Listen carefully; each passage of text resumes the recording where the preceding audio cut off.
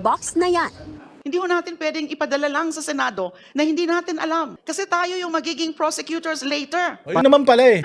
Kayo yung prosecutor. Dapat kayo ang nakakaalam kung ano yung mga ebidensya na gagamitin nyo na malakas kay Inday Sara. At naghahanap kayo ng mga bagong ebidensya.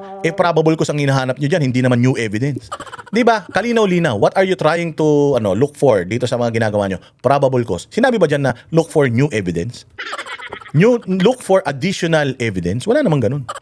Di dyan pa lang, mali na kayo. Sabi ko nga sa inyo, kung ito talagang bibilisan ng Korte Suprema, baka walang mangyayari na kagad dito. Ang dami ng paglabag na ginawa nila dito. Parang tayo.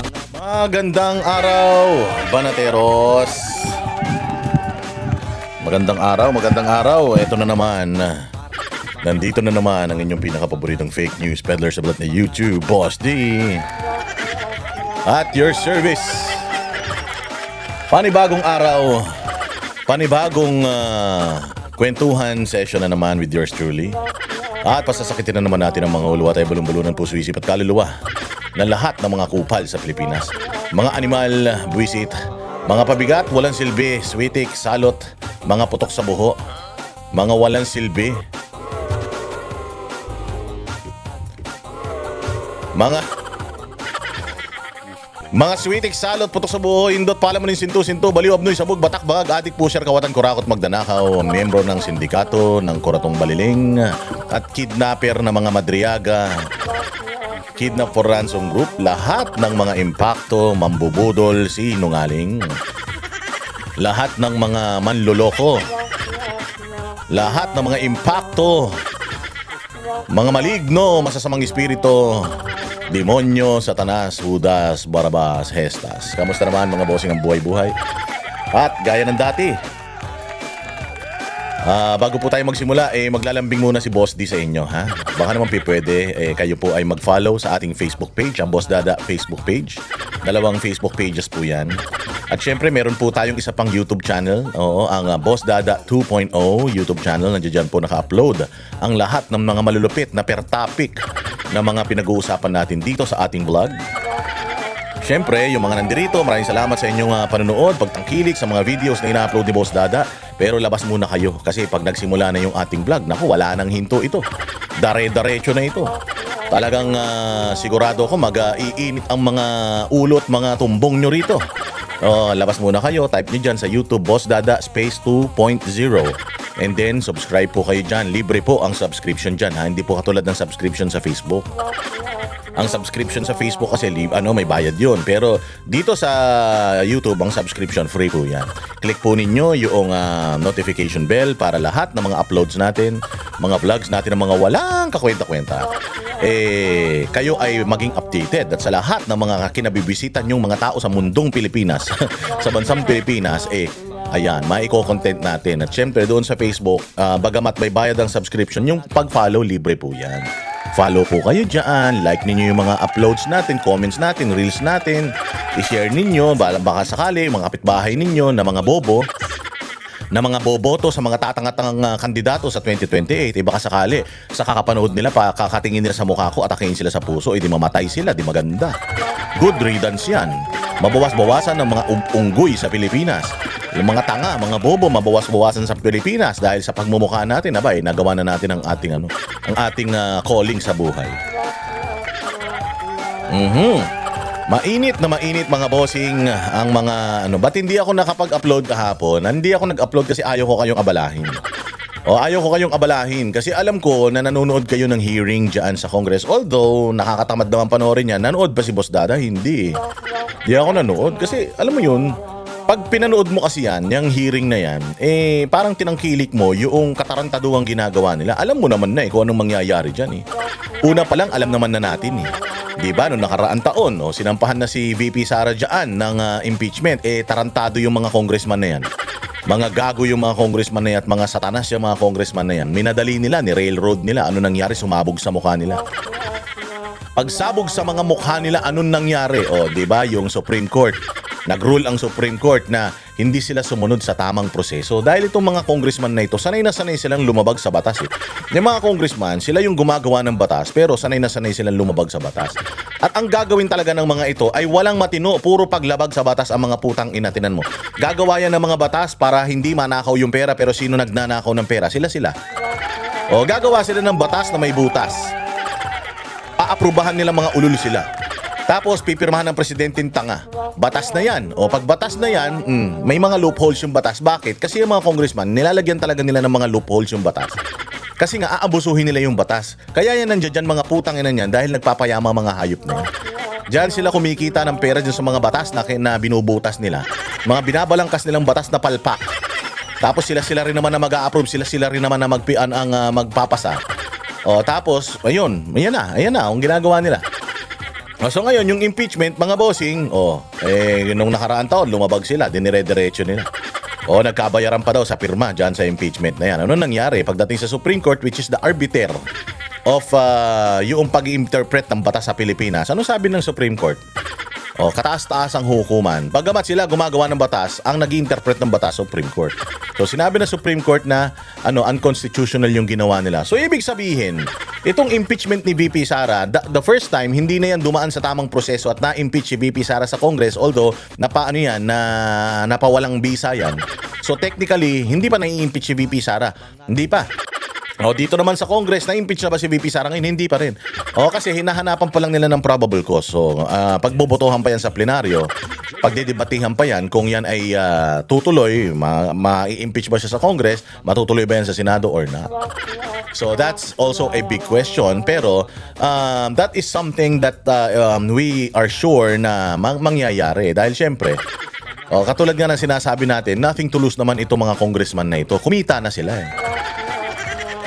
So noon pa lang, balikan natin, napawalang bisa na ito ng Supreme Court. Ibig sabihin, itong political effort na ginagawa nila to discredit VP Sara and to disqualify VP Sara for 2028, they're not really looking for accountability.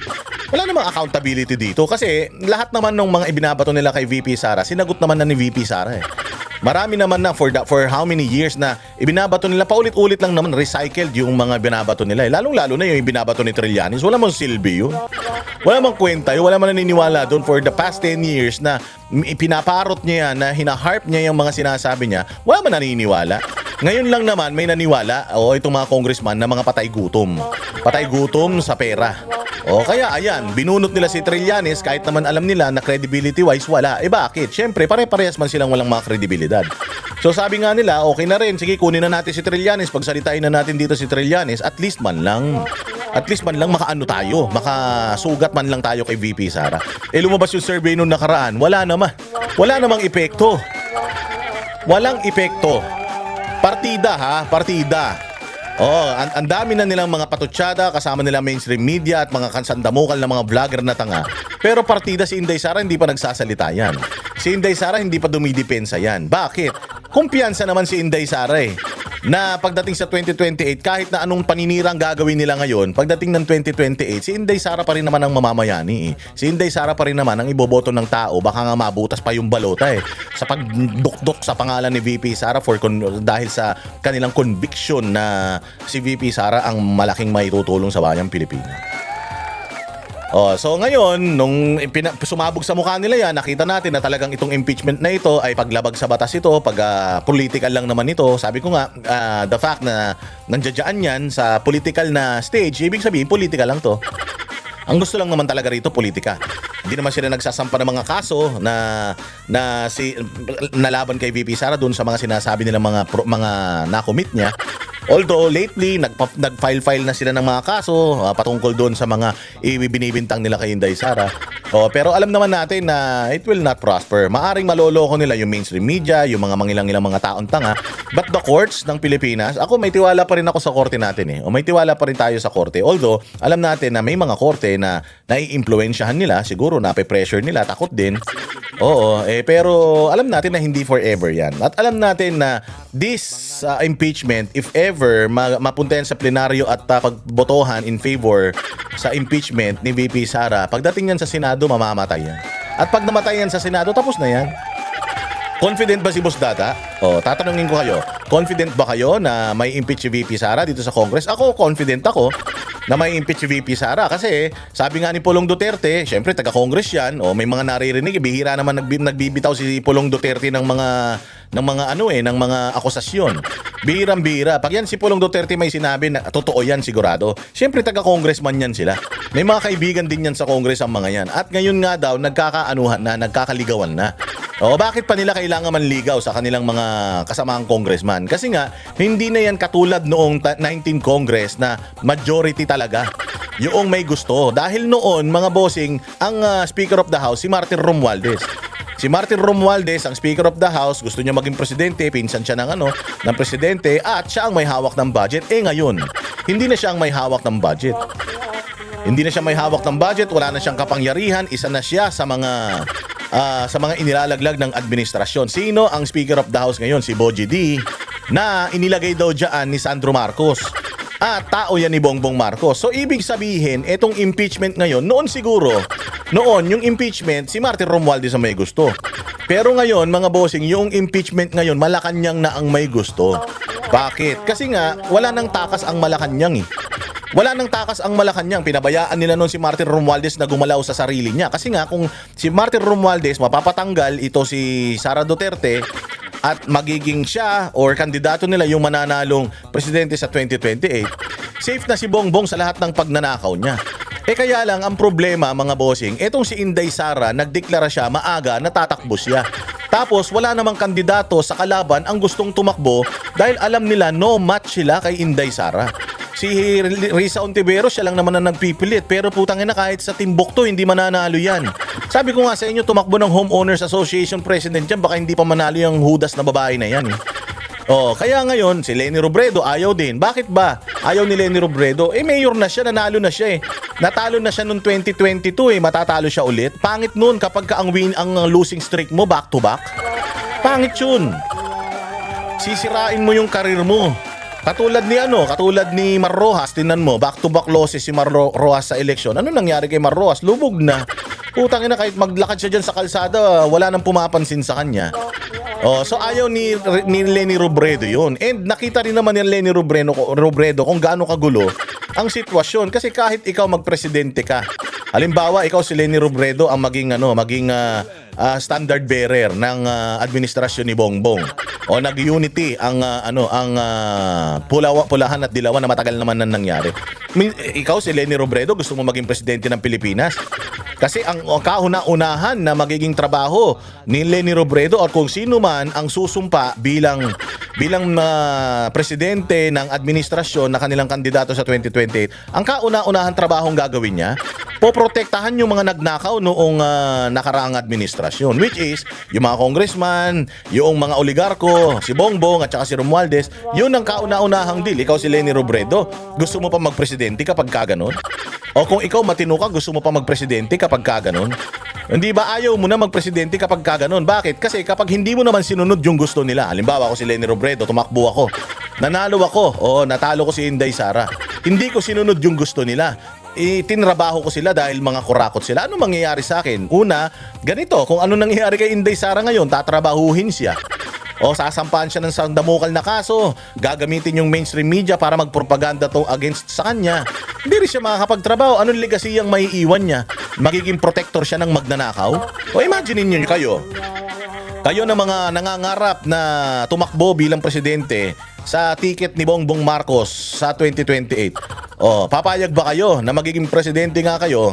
Pero pag presidente na kayo, ang kauna-unahang trabahong gagawin nyo or mauubos yung oras nyo, panahon ninyo sa trabaho na pagtatakip sa mga ginawang pagnanakaw ng mga nagnakaw nung nakarang administrasyon. Papayag ba kayo noon? Anong legasiya may iwan mo? Anong proyekto magagawa mo? Wala. Kung kita mo si Bongbong Marcos, sinabi ko na yan sa inyo Sinabi ko na yan sa inyo nung kampanya pa lang. Kapag kasi Bongbong Marcos ang nanalo, ubos ang oras niyan para saan? Ubos ang oras niyan. Balikan nyo yung mga dati kong vlog. Si Isko pa ang kinakampanya namin noon. Sinabi ko yon na magiging busy si Bongbong Marcos saan? Magiging busy siya sa pagpoprotekta sa kanyang pagiging presidente. Bakit? O kasi sabi ko noon, kalaban niya yung mga dilawan eh. At ang trabaho ng mga dilawan, kapag nakaupo, kung sino man ang nakaupo, tatrabahuhin yan, sabi ko. Kung si Pangulong Duterte nga ang nakaupo, umula umpisa hanggang matapos si Pangulong Duterte, tinatrabaho nila si Duterte, nagkataon lang, nasa likod ni Duterte yung mga mamamayan at saka may social media na nung panahon ni Duterte. So, yung disinformation campaign ng mga kalaban ni Duterte, naka-counter somehow ng mga nasa social media personalities, yung mga OG na mga DDS vloggers and vloggers. Oh, hindi ba? So ngayon, sabi ko noon, si Bongbong magiging busy yan para proteksyonan yung kanyang trono na hindi siya ma-impeach kasi yun lang ang gagawin ng mga dilawan. It turned out, baliktad. Baliktad mga bossing. O akala ko naman magtatrabaho ng matino si Bongbong Marcos tapos tatrabahuhin lang siya ng mga dilawan. Hindi pala. Kasi sabi ko kung si Duterte tinrabaho ng dilawan, lalo na si Bongbong. Kasi si Bongbong, putang ina, galit sila, they hate the guts of Bongbong. As in, yung Marcos, never again, never again. Ngayon, hindi ko ine-expect na magiging sila na magpapakasal ang mga dilawan, magkakaroon ng kasalan ang mga dilawang mga ulul at saka ang mga Marcos na magnanakaw. Nung nagkaroon sila ng kasalan, nagkaroon sila ng unity. Ang totoong unity ng mga dilawan at saka ng mga pulahan ng mga kaintae. So nung naging isa sila, anong ginagawa ni Bongbong Marcos ngayon? Hindi ba ang daming panawagan? Hindi ito nagkamali ako ng nagkamali ako ng basa. Akala ko ang gustong magtatanggal kay Bongbong Marcos yung mga dilawan. Magtrabaho na matino si Bongbong or hindi, patatanggal siya ng dilawan. People power diyan. Sampahan ng kaso diyan, propaganda diyan. Akala ko ganun. It turned out baliktad. Ang magre-request pala ng pag-alis ni Bongbong Marcos sa posisyon, taong bayan mismo na bumoto sa kanya. Ngayon, ganun pa din. Parehas pa din kasi si Bongbong Marcos ngayon, busy siya na hawakan yung kapangyarihan, may nagagawa pa siya. Hindi, nakahawak yung dalawang kamay niya eh. Nakahawak yung dalawang kamay niya. Paano may magagawa siyang iba? Busy yung mga kamay niya sa pagkapit sa kapangyarihan. Dahil sa mga ginagawa nilang kabulastugan, punong-puno yung mga bulsa nila eh. So nakita nyo ba si Bongbong Marcos may nagawa? Anong legacy ang iiwan ni Bongbong Marcos pag alis niya sa 2028? Puro pagnanakaw, puro kahayupan. Akala ko talaga noon, kahit na hindi namin siya ikinampanya, akala talaga namin, kahit hindi namin siya binoto, magtatrabaho si Bongbong Marcos, lilinisin niya yung pangalan ng pamilya niya. Kung tangin lang yan, yung pala hindi. Ang gagawin pala ni Bongbong, dodobluhin niya, titriplihin niya, 10 ulit ng kademonyohan ng mga magulang niya yung gagawin niya. So naging busy siya na hindi siya ma-impeach, kaya walang nagagawang trabaho. Wala siyang legacy ang maiiwan. Hindi ba ikaw, tatakbo ka ngayon under ng ticket ni Bongbong Marcos? Anong unang-una nilang iuutos sa'yo? Tutulungan ka namin lahat ng pondong ninakaw namin, ibubuhos namin sa'yo para manalo ka Pero kailangan, ito ang deal natin. Ang deal natin, syempre, kailangan makalusot kami doon sa mga ginawa naming kabulastugan noong mga nakaraan. Ang problema, yung bagong presidente kung hindi naman magnanakaw, anong gagawin niya? Wala. Warak yung Pilipinas na pamumunuan mo. Hindi mo hahabulin yung mga nagnakaw ng mga nakaraan tapos yung damages na effect ng mga pagnanakaw nila, ikaw ang magmamana, tapos papipilitin mong ayusin ang bayang Pilipinas. Wala ka ng resources para gawin yon. Gusto mo pa maging presidente? Kaya nga sabi ko, magiging mahirap kung magiging presidente si Inday Sara sa 2028. Magiging mahirap yung kanyang tatahakin dahil lugmok na lugmok ang Pilipinas. Hindi lang tayo lugmok sa sa putik. Lugmok tayo talaga sa sa hirap talaga dahil sa ginawa nitong administrasyon na ito. Miski ako, kung ako si Inday, hindi ako tatakbo. Na bakit ako tatakbo presidente? Mahihirapan ako. Lilinisin ko yung mga dumi nila. Hahabulin ko pa sila. Imaginein mo, I only have 6 years.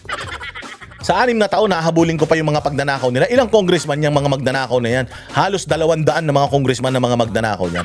Aside from that, meron pa tayong insurhensya. Lumakas ang insurhensya. So lalabanan ko pa yan. Dumami ang droga, lalabanan ko pa yan. Walang infrastructure projects. Baon ng Pilipinas sa utang. Saan tayo kukuha ng mga panibagong budget para pagawa yung mga kalsada, highway, ituloy yung build na yan. Napakahirap ng sitwasyon ng Pilipinas na pamumunuan ni Inday Sara sa 2028. Kung mahihirapan si Inday Sara, lalo na kaya kung pipili yung administrasyon ng kanilang kandidato. Pag pumili administrasyon ng kanilang kandidato, ano mangyayari? Di syempre yung kandidato na yon, poproteksyonan sila. Pag pinoteksyonan sila, magnanakaw na lang din yan. Kaya ngayon, si Leni Robredo, alam ko naman kahit papaano, kahit tanga yan, kahit bopols yan, alam naman natin na hindi niya itatry magnakaw katulad ni Bongbong Marcos. Baka bumangon yung asawa niya sa hukay. Yun ang problema natin. Di ba? So ikaw, si Leni Robredo, gusto mo pang tumakbo? Ang gusto lang tumakbo si Risa Ontiveros. Makapal ang mukha niyan eh. Matigas ang ano niyan, matigas ang bungo niyan. Kaya talagang gusto tumakbo niyan. Oh, pero maganda nga tumakbo siya. Oh, tapos isama niya si Sonny Trillanes na Vice President niya. Oh, para mabuti tas kunin niya mga senador, yung mga yan, sila Llamas, sila Heidi, ano, yung kain na away-away nilang Heidi na dating COA commissioner. Sama nyo lahat. Yan sila Luistro, patakbuhin nyo senador. Para magkaalaman tayo kung sino ba talaga ang malakas. Oh, pero ngayon mga bossing, dito sa impeachment ni VP Sara na to, hindi ko to pinanood kasi sabi ko wala mang kwenta to. Wala naman silbi ito, walang silbi sa buhay natin ito. Ma-impeach si Inday Sara na 10 ulit, yung paghihirap ng Pilipinas, 10 ulit pa rin na mahirap. Oh, at palubog na tayo mga bossing. At kung wala si Inday Sara sa 2028, sino na lang? Sino na lang ang magiging ang matutulong sa ating mga Pilipino para iraos tayo ulit sa paglugmok.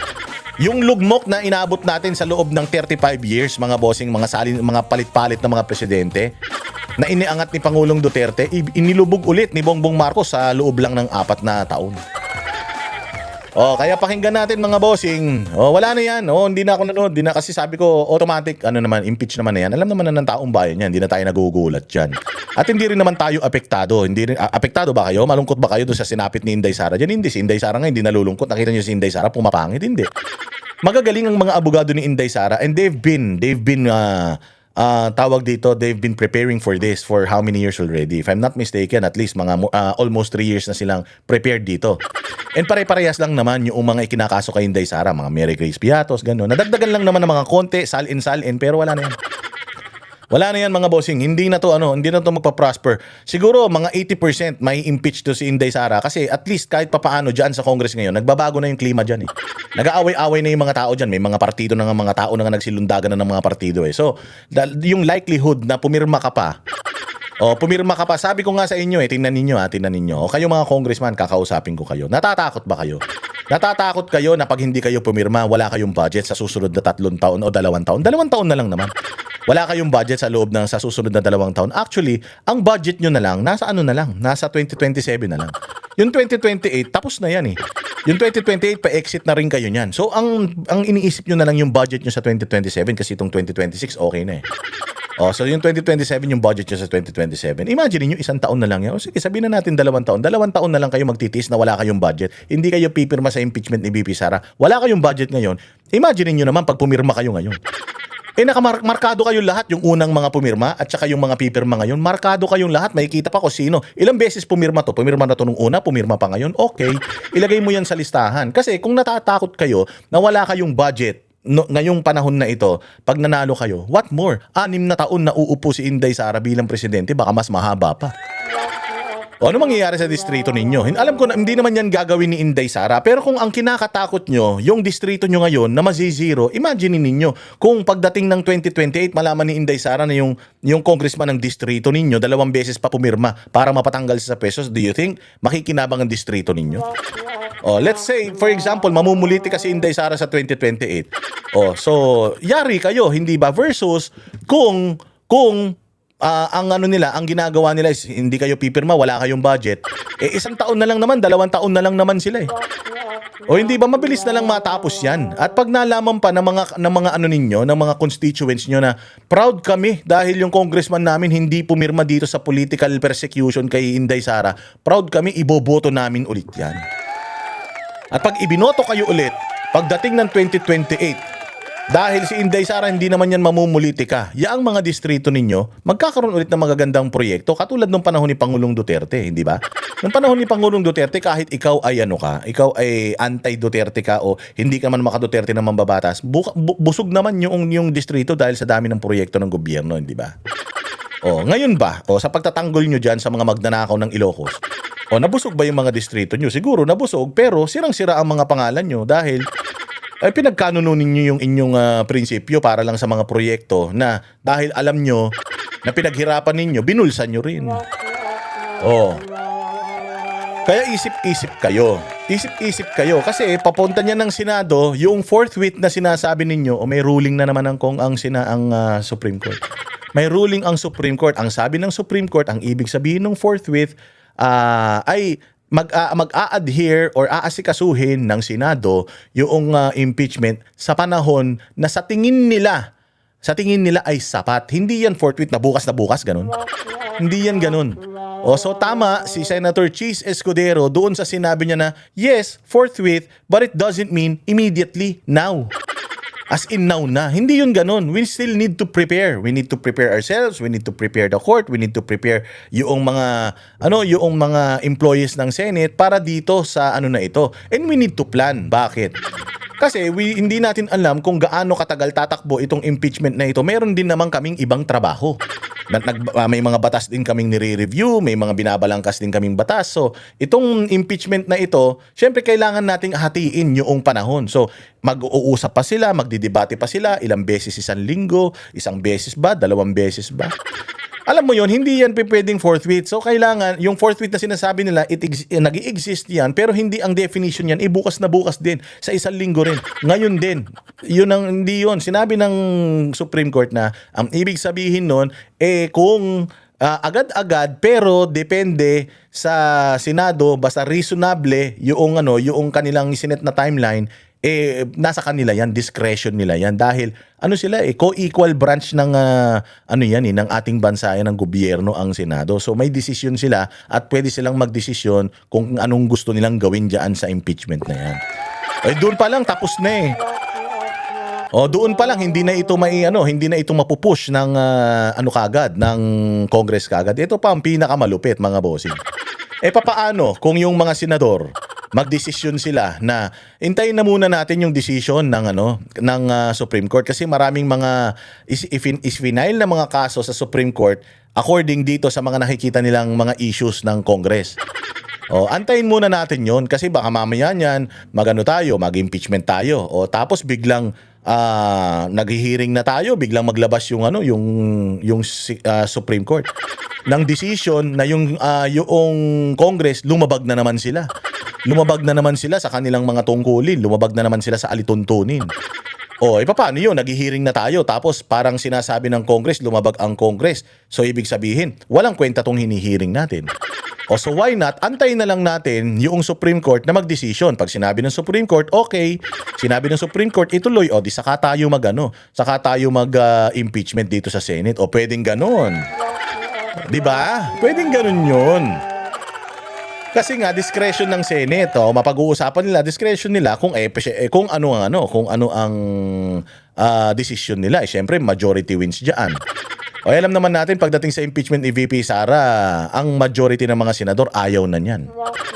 Kasi masisira sila Noong panahon kasi na ang inimpeach si Corona, sino ba yun? Basta si Davide. May mga inimpeach na mga impeachable officials, hindi man mga sikat 'yan. Hindi naman mga presidente 'yan kasi si Erap noon na-impeach si Erap noon dahil talagang dahil walang pang-counter si Erap noon walang budget si Erap noon para i-counter yung propaganda sa kanya. So ngayon dito kay Inday Sara, kahit na wala siyang pera pang-counter doon sa mga ginagawa sa kanya, may mga tao na organic na talagang nagtatanggol sa kanya. So kung titimplahin ko ako senador, titimplahin ko yung temperatura ng tao. Sandamukal yung mga nagkakalye survey kung gusto bang ma-impeach si Inday Sara. Maraming mga Pilipino ang ayaw ma-impeach si Inday Sara Si Inday Sara may 32 million na bumoto sa kanya So paano boboto ako in favor of impeachment na ito? Masisira ang karir ko. Senador ako Buong Pilipinas Imagine mo if Visayas in Mindanao is backing up Inday Sara sa laban na ito. Tapos ako tatakbo ako senador. Aasahan ko lang na boboto ako in favor sa impeachment ni Inday Sara or babalusobasin ko si Inday Sara diyan sa Senado. Ano mangyayari sa akin? Visayas at Mindanao, hindi ko na makukuha. Paano pa ako mananalo sa susunod? Hindi kayang Luzon lang yung boto ko. Diba? So, yung mga senador, mag-iisip ng matindi yan. At yun yung mga nakikita natin na pwedeng mga mangyari in the future. Pero, syempre, tapusin na natin yung ating kwentuhan. Hindi kasi ako talaga mahilig ako magsalita, mahilig ako magbigay ng opinion. Hindi ako katulad ng iba na, react lang ng react ako. Magbibigay muna ako ng opinion bago tayo mag-react. So, bear with me.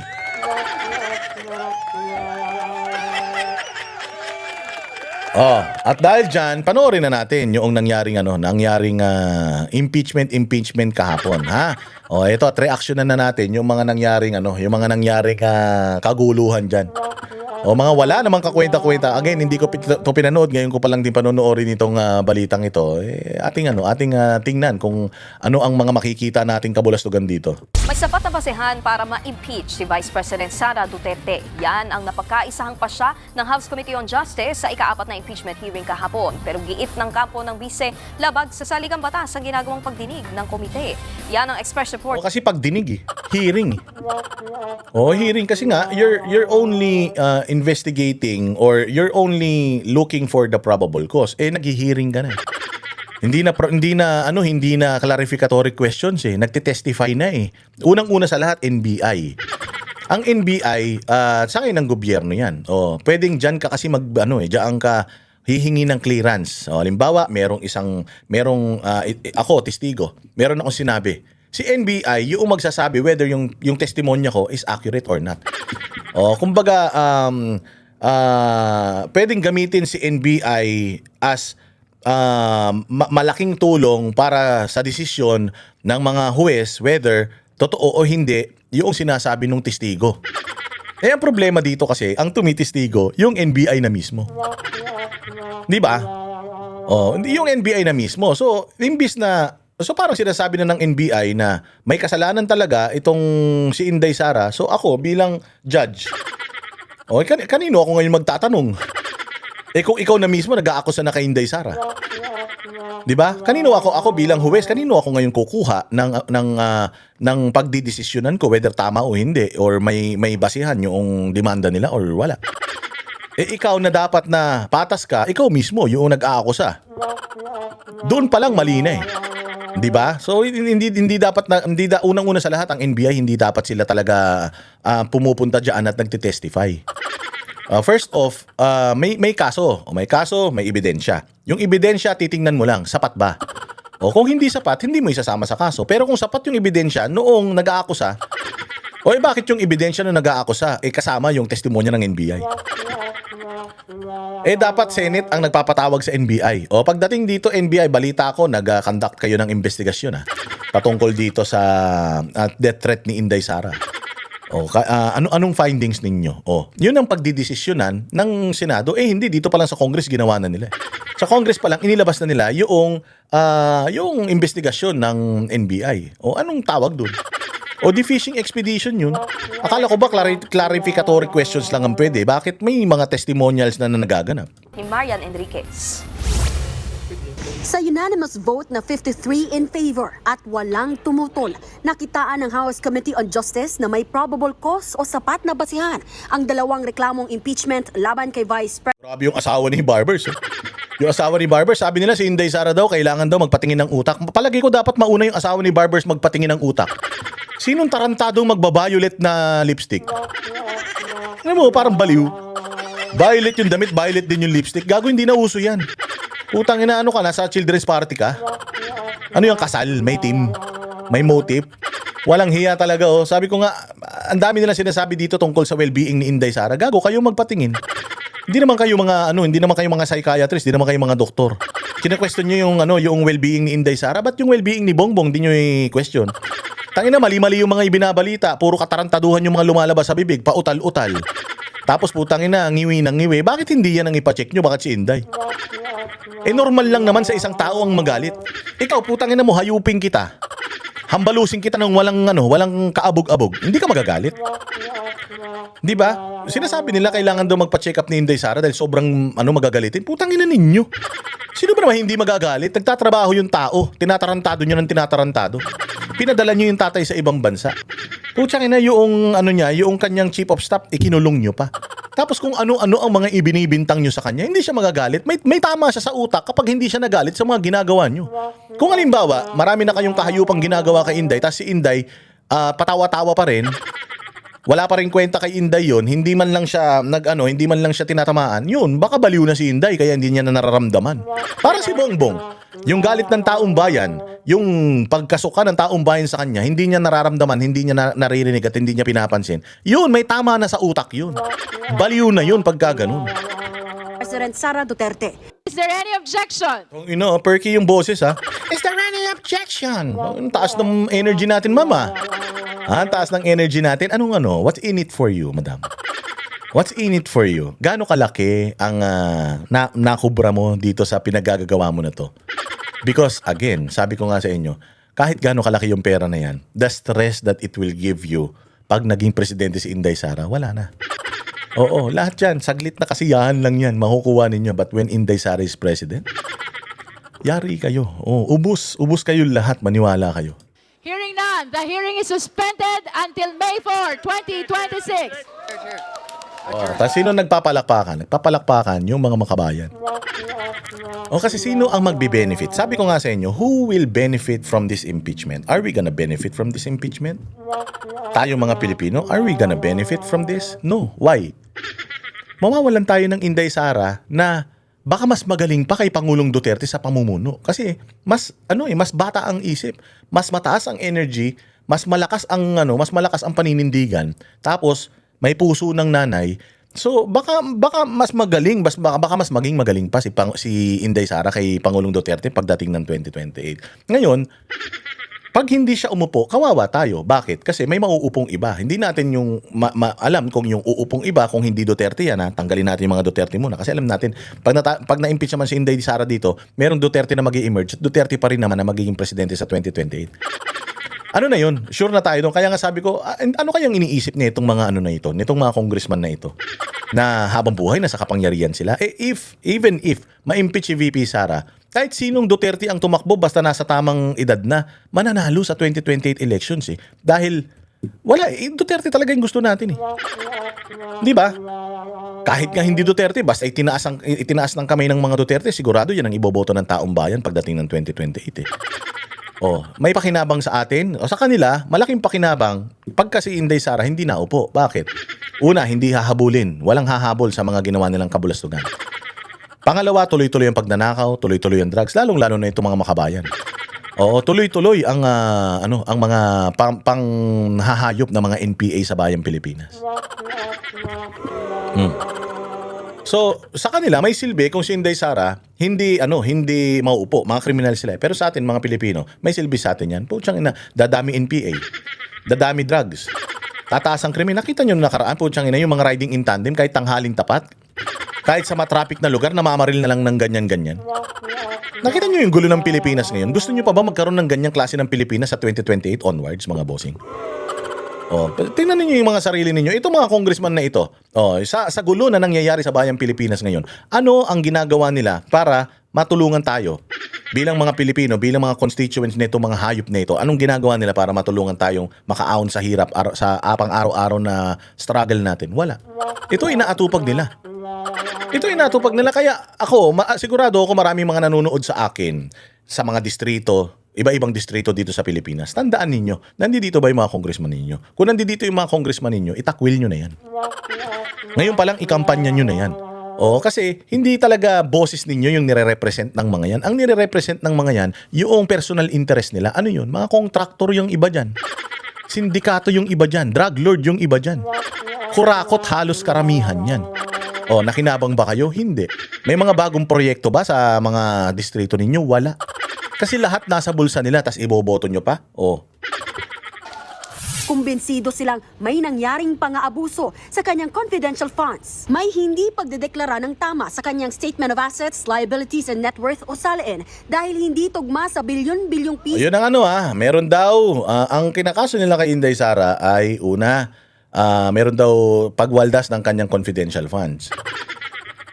Confidential funds. Sigurado ako pag nanalo si Inday, bubuksan niya lahat ng confidential funds.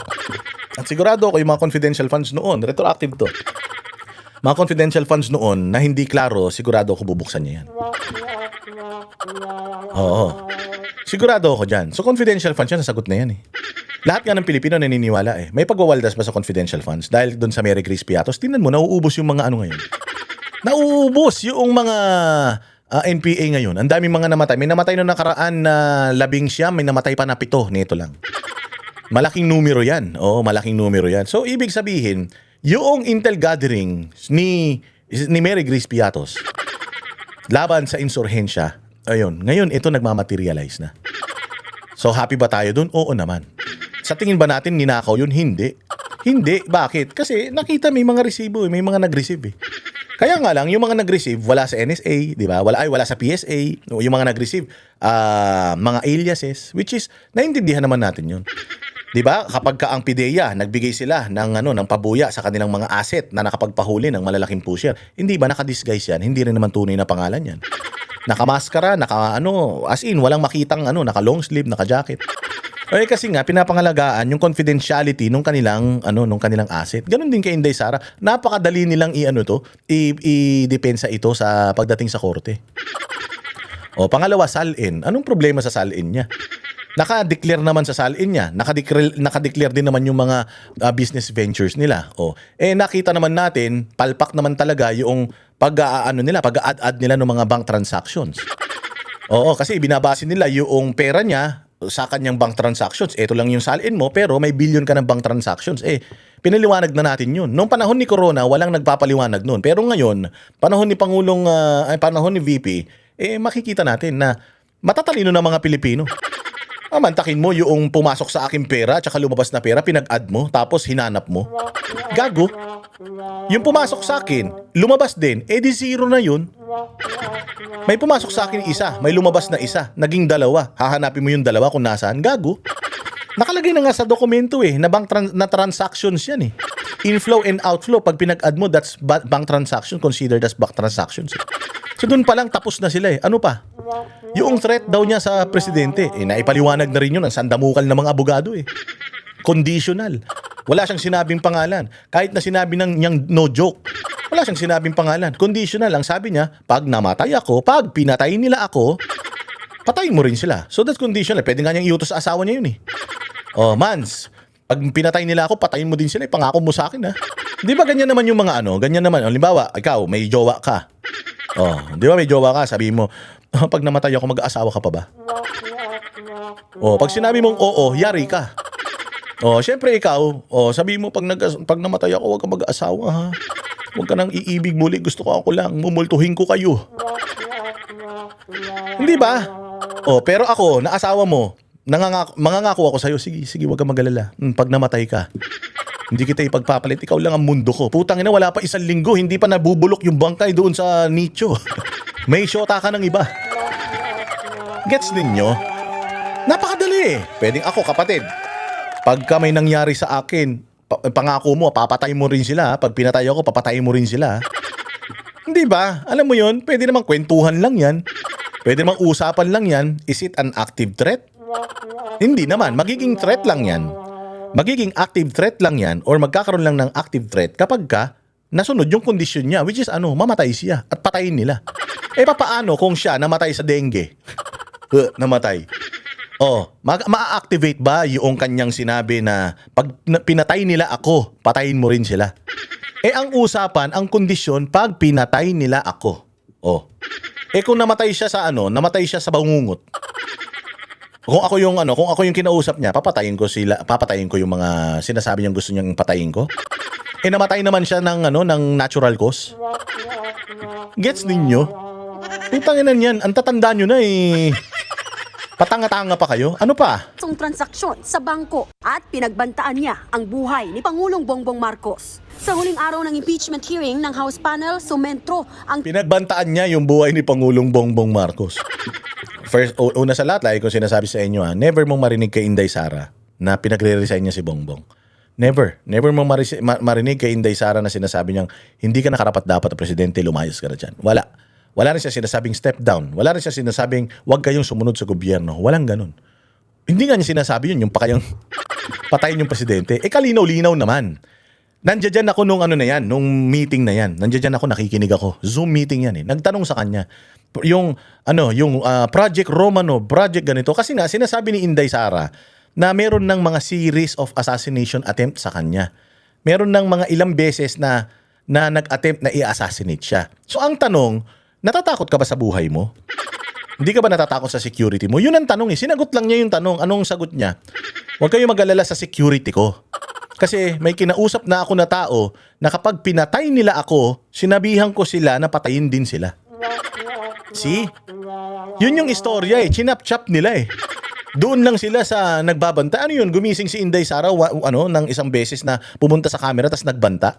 Abogado yan, di naman yung kasintangan ninyo. And let us also consider yung emotions niya during that time kasi putsang ina, mantakin mo, ikinulong nila yung ano niya, yung chief of staff niya. Ikinulong nila ng walang kaabog-abog tapos ililipat nila ng ibang kulungan ng walang order ng Kongreso. Siyempre magagalit ka. So considering all the pressures, talagang makakapagsalita ka. 'Di ba? Talagang makakapagsalita ka.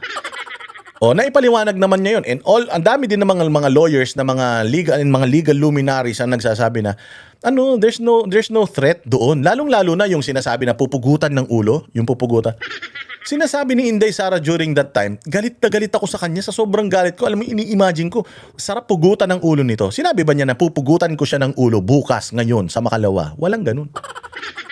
Sa sobrang galit daw niya kasi pinahiya niya yan yung may pumuntang kadete ng PMA na nanghihingi or ina-arbor yung relos ni Bongbong, sobrang mahal nung relos. Sabi niya, why would I do that? Nung narinig daw ni Inday Sara yung talagang nagpanting yung tenga niya, sa isip niya ha, parang sarap pugutan ng ulo eh. Pero sa isip lang niya yun. 'Di ba? Anong threat doon? May nangyari na ba kay Bongbong? Kung halimbawa sinabi ko, alam mo, ang sarap pugutan ng ulo nito. May mga video ako ng ganun. And then kinaumagahan si Bongbong, nakita mo pugot na yung ulo. So sinong suspect? Siya. Si Inday ang suspect. Bakit? Kasi nga, sinasabi ni Inday sa kanyang mga press ko na gusto niyang pugutan ng ulo. So kung merong tao na may interest na pumugot ng ulo sa kanya, si Inday yun. Sinabi niya Pugot na ba ulo ni Bongbong? Hindi naman. Diba? Pwede mo lang gamitin yung testimonya ni Inday Sara na gusto niyang gilitan ng leeg si Bongbong. Kapag natagpuan mo si Bongbong na patay, nagilit yung leeg. Hindi, nagja-jumping jack pa panay pa ang padala ng fake news pag papakalat ng fake news. Lakas-lakas niyan. Kung poprotektahan niyo yan, walang hiya kayo, nakakadiri kayo. Talakayan sa mga video ni VP Sara gaya ng pagbanta sa pamilya ni Pangulong Marcos. Ninyong lahat. Nagmumura na siya dyan. Considering the emotions, dahil nga, putsang ina, tinatarantado siya Lahat na lang ng mga nakadikit sa kanya gustong ipakulong ng kamera nung mga panahon na yan So talagang magagalit ka. May baliw si Inday na ganito ang inaasal niya. Ang baliw, kayo. Ang baliw kayo. Ang baliw si Bongbong at saka si Claire Castro. Mali na yung mga pinagsasasabi, putsang ina, hindi kayo mag-apologize. Yun ang baliw. Pero ito si Inday, may intindihan ko ba? Ako bilang isang normal na tao, may intindihan ko kung ganito ang inaasal ni Inday during that time? Oo. Since day one. Binola mo sila. Binola mo sila. Sinabi mo, unity. Itutuloy mo yung proyekto ni Pangulong Duterte. Ayaw kong tumakbong presidente, tatakbo ako ng mayor, pinilit nyo ako mag-vice president. Pinilit nyo ako mag-vice president, ang dami nyong ipinangako sa akin. Nung nanalo tayo, ang una nyong ginawa, tinablan nyo yung mga ipinangako nyo sa akin. Pangalawa, pinalibing ng tatay ko yung magulang ninyo. Tapos ipinadala nyo yung tatay ko sa abroad. Pinakidnap ninyo. Tapos, ang damukal, pati ba naman yung kay OJC na tumutulong sa Pilipinas, tumutulong sa mga Pilipino, simbahan, tahimik na nagdadasal lang sa kanilang banal na dako, binaboy-baboy ninyo, may namatay pa. Hindi ako magagalit niyan. Tapos yung Davao City, na iniingat-ingatan nila, pinaganda nila, tinatarantado ni Torre. Kung ano-ano ang ikinakaso kay Baste, ano-ano yung kinakaso kay Pulong, yung kapatid na bunsong babae, kung ano-anong paninira. Tapos eto pa, yung mga staff niya na nananahimik, ginigipit sa Kongreso, muntik pa siyang ipitin sa ambulansya, hindi ka magagalit niyan. Kung hindi ka magagalit sa mga ganung bagay, abnormal ka. Baliw ka. O hindi ba? So tayo mga kababayan, naiintindihan ba natin si Inday Sara kung nagkaroon siya ng ganitong, sabihin na natin meltdown or outburst? Hindi. Ganyan din ako Ganyan din ako. Naliligo din ng mura yung mga yan sa akin. Hindi pa ako ginaganito Pinagmumura ko na yung mga yan. Gusto ko na ba silang mamatay? Sa isip ko nananalangin ako sana bangungutin na yung mga yan. Hindi ko sila papatayin, hindi ko sila babarilin, sasaksakin or what. Pero nananalangin ako, masama nga manalangin na mamatay na sila, pero nananalangin ako mamatay sila Hindi pa nila ginagawa sa akin yan Si Inday Sara pa kaya, pakidnap yung magulang, tapos ginigipit yung buong pamilya. Hindi ka ba magkaaganito? Normal na tao to. Oo, ito ang pagpapakita na si Inday Sara is a normal person. Yung magagalit ka sa mga injustices, magalit ka sa mga paglabag sa karapatang pantao, that's normal. Pero kung yung karapatang pantao na nilabag, anuhin mo pa, i-back up mo pa, putang ina, baliw ka nun. Katulad niya, mga congressman, panay ang labag. Katulad ng Malacanang, panay ang fake news. Oh, normal lang na magalit tayo. Huwag kang mag-alala, ma'am, sa security ko. Ayun yung sagot, huwag kang mag-alala ma'am sa security ko kasi ang tinatanong dito yung security niya eh. Kasi maraming beses na siyang in-assassinate. Tapos yung yung kanyang security pinupull out. So anong plano? O hindi ba? Kasi may kinausap na ako na tao. Sinabi ko sa kanya, kapag pinatay ako, patayin mo si BBM, si Lisa Araneta, at si Martin Romualdez. Pag pinatay ako, ilagay na nga natin sa senaryo eh. Kung si Inday Sara natinik siya ng bangus, ganun. Tapos namatay siya. Oh. So mag-activate ba yung sinasabi niyang threat? Hindi. Kasi ang linaw eh, may condition eh. Pag pinatay ako. See, hindi kayo uubra dyan. Lahat ng mga abogado, word per word, pagka inano mo yan, talagang inisa-isa mo, walang active threat dyan. Mismong NBI ang nagsabi, hindi yan edited at hindi rin AI. Nakitaan din ng National Bureau of Investigation o NBI na may reasonable certainty of conviction. Kaya naghain sila ng reklamong 3 counts ng grave threats at 1 count ng inciting to sedition laban kay VP Sara. There's no room for interpretation. Hindi mo na kailangang ipaliwanag. That is an actual threat to the president and to the wife and the former speaker. Oh, it's not a threat.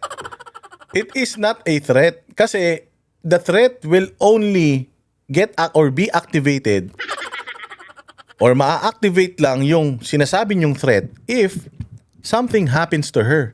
If papatayin ako. Naipaliwanag niya nun. Oh, pero maganda. Sabi ko nga kung ito yung mga dadalhin dyan sa Senado, kung ito yung mga iaakyat dyan sa Senado, with Marcoleta, with Chis Escudero na mga abogado, with Cayetano, na 2 Cayetano na abogado. Sino-sino pa yung mga abogado diyan? Wag na si Kiko, Pangilinan, tanga naman yun. Oh, hindi to lulusot sa kanila. Kalinaw-linaw eh, pag tinagalog mo eh, hindi lalong maiintindihan pag tinagalog mo eh. Oh, syempre ito si Matibag, gagawin niya yan. Kaya nga umalis yung NBI director nung una eh. At yung pumalit sa kanya na NBI director, tinanggal din nila eh. Kasi hindi nila kayang gawin yung ginagawa nito ni Matibag na wala ring hiya. Si Matibag parang si General Torre din yan. Oo, na sa ang alang-alang sa posisyon, gagawin lahat kahit mali na. Oh, pero sabi ko nga, it's not worth it. No, Attorney Matibag. Director Matibag, it's not worth it. Why? Hindi naman kayo forever na nandyan yan. Yung yung presidente naman na sinasandigan ninyo, hindi naman yan forever na nandyan yan. Yung pera naman, if ever na meron kayong mga kinikita dito out of this, sigurado naman ako na hindi naman yan, hindi nyo naman madadala yan sa impyerno pupuntahan ninyo. So it's not worth it. But then again, marami na silang tao na ginamit para babuyin ang mga Duterte. Akusahan ng mga Duterte. Worse, meron pang Trillanes na talagang matindi ang kanyang conviction sa mga Duterte. Accusations niya matindi. Hindi nga nila napapatumba Duterte, ikaw pa kaya Matibag. Imaginein mo na lang Matibag kung ano ang pwedeng mangyari sa iyo pagdating ng panahon na wala ka na sa kapangyarihan. Good luck sa iyo, sir. Kinumpirma rin ni NBI Director Melvin Matibag na may lead na sila sa umano'y assassin na posibleng kinausap ni VP Sara. Bukod sa video na yan, binusisi rin pati na ang video ni VP Sara na aniya pagputol sa ulo ng kanyang mga katabi. If you could see the whole video that was submitted, Your Honor, it is the President that was referred, Your Honor. The President? Yes, Your Honor. Malinaw para sa komite na impeachable offense ang mga pagbabanta ng bise. This is not... Katulad nun, hindi yun pagbabanta. Sabi ko nga sa inyo, hindi yun pagbabanta. Ano yun? Paglalabas lang ng kanyang nararamdaman towards a person. Na during that time, nung nangyari yung, galit na galit ako, gusto ko siyang gilitan ng leeg. So, sobrang galit ko during that time. Pero, wala siyang sinabi doon na, gigilitan ko siya ng leeg ngayon, bukas, at magpakailanman. Walang ganun. Walang ganun na sinabi si Inday Sara. And as I've said, Inday Sara is not just a normal person.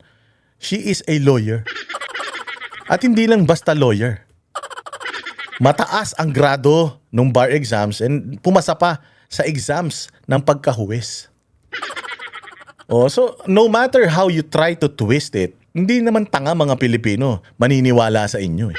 And even if, let's say for example, baka nga kung, sabi ko nga sa inyo, the fact na tuwan-tuwa yung mga Pilipino na nababalitaan na may colon cancer, nababalitaan na namatay na yata, code blue, tinakbo sa ospital, tuwan-tuwa nga yung mga Pilipino eh. Hindi ba? Tuwan-tuwa yung mga Pilipino na yan daw presidente natin eh. Malapit na matigok, hindi na nga daw yan yung totoong presidente, sabi nila eh.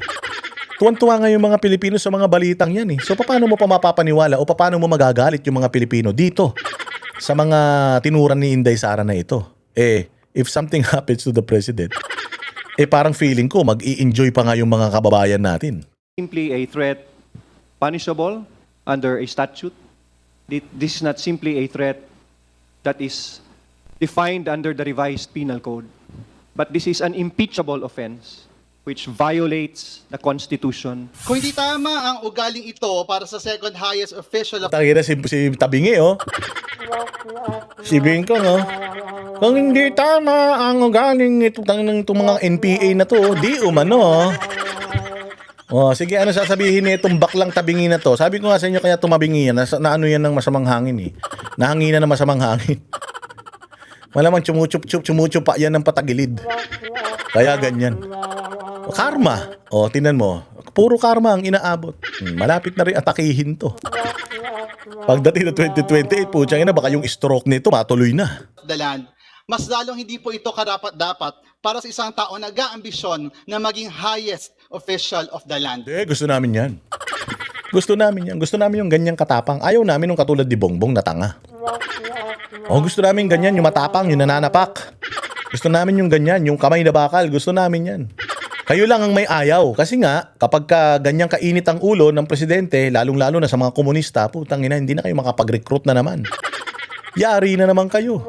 Mauubos na ang lahi nyo. 6 na taon natutugisin na naman niya ang mga na-recruit ninyo para mag-rebellion sa Pilipinas. Dapat nga kayo ang wala talaga eh. Kayo talaga ang wala kasi sinabi na nga ni Joma Sisoni na kayo daw ay legal front ng CPP, NPA, NDF, which is yung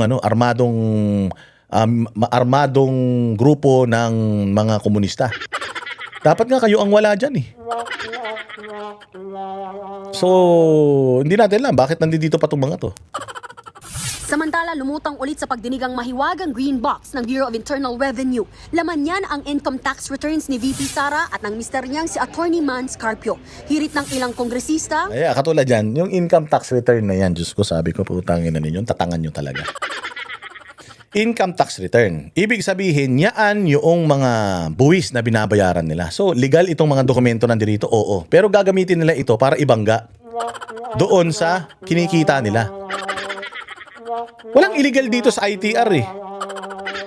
Oo, at saka mabuti na rin 'yan na ano 'yan na kumbaga ang dapat na nag-aano niyan, check whether etong mga ITR na ito ay sapat ba. BIR, which is nag-issue na yata ang BIR ng letter of authority para i-audit yung kanilang mga negosyo. I don't think na dapat tanggihan ng mga Duterte yan kasi alam ko naman legal yung kanilang mga negosyo. Wala naman silang siguro kaya nga may mga BIR payments or BIR documents sila kasi nagbabayad sila ng tamang buwis.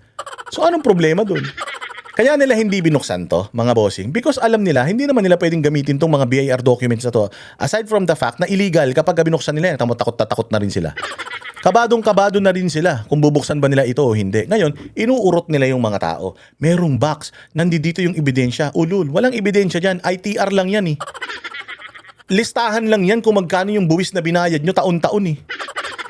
Anong ebidensya nandiyan dyan? Maibabangga natin itong ITR. Ito ay itong mga income tax return nila sa kanilang mga negosyo. Di ibangga nyo.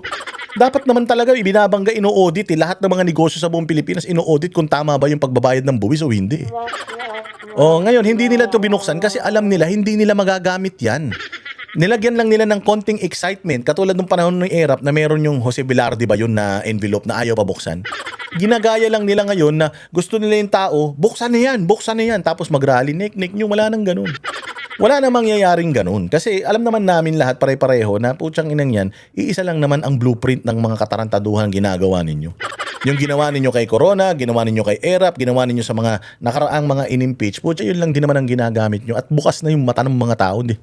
Di nyo na maloloko. Walang kwenta yung box na green na yan. Kung magagamit nila yung box na green na yan at alam nila magagamit nila yan, binuksan na nila yan. Oh, kabado yan. Takot yan.